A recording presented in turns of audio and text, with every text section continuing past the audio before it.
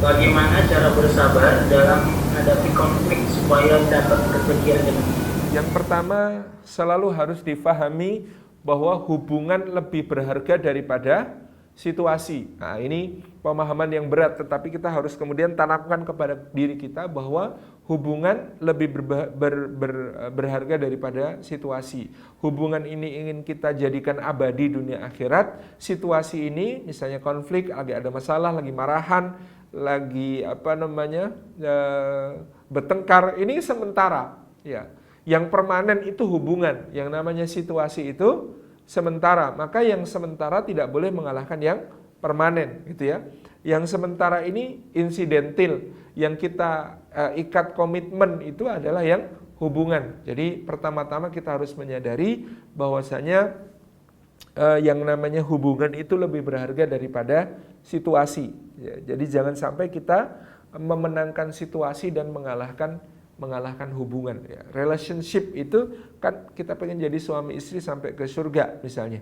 Sementara situasinya ya lagi ada perbedaan pandangan terkait sesuatu, dan itu mungkin cuma satu tema kan, bukan keseluruhan tema kehidupan berdua. Jadi ya jangan sampai yang namanya situasi mengalahkan hubungan. Ini yang pertama. Yang kedua, selalulah pause dulu. Kalau kita ingin marahan, kalau kita ingin meluapkan kekesalan, meluapkan segala beban di hati, perhatikan dulu, pause dulu, tunda sekejap. Untuk apa menunda ini?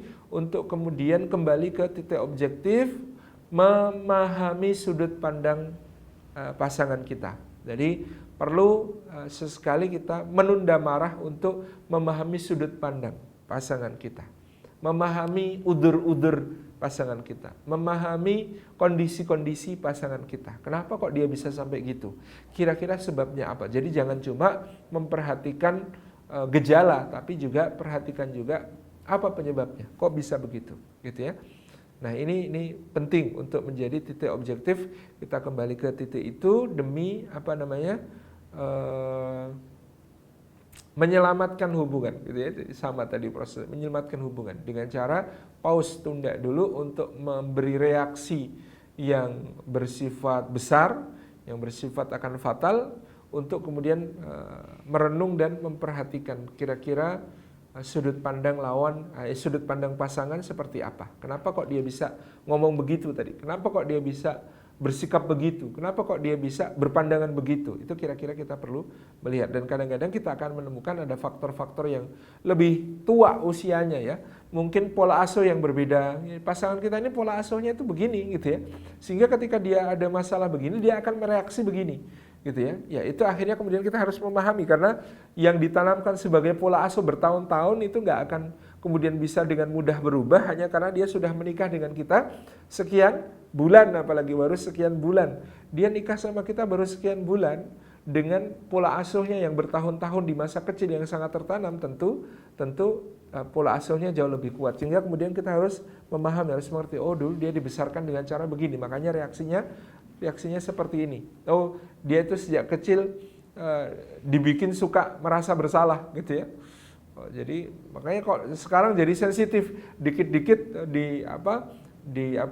diberikan hal yang benar, diberi masukan sedikit itu merasa disalahkan, sampai kemudian jadi menarik diri, jadi diam, jadi bungkam. Kenapa sih gitu ya? Ya dia baru menikah mungkin setahun 2 tahun, sementara dia ditanamkan pola asuh yang panjang mungkin dulu oleh orang tuanya, karena mungkin orang tuanya kurang memahami ilmu parenting misalnya, sehingga ada kesalahan-kesalahan dalam pola asuh yang itu terbawa sebagai karakter di dalam kehidupan pernikahan. Iya, itu bisa diperbaiki, tapi perlu waktu yang sangat panjang, sehingga kemudian harus difahami dulu, dimengerti dulu. Oh, dia itu dulu pola asuhnya begini sehingga sekarang kayak begini. Ya wis lah, ngalah gitu ya. Ya wis, fahami dulu, jangan sampai ini menjadi sumber konflik. Kemudian ingatlah bahwa di dalam kehidupan rumah tangga, kesabaran dalam mempertahankan ikatan rumah tangga ini pahalanya sangat besar gitu ya. Bagaimana cara mencari titik-titik pertemuan untuk meresolusi konflik, berjuang di situ, itu adalah sesuatu yang berharga, itu adalah sesuatu yang bernilai, itu adalah sesuatu yang mahal.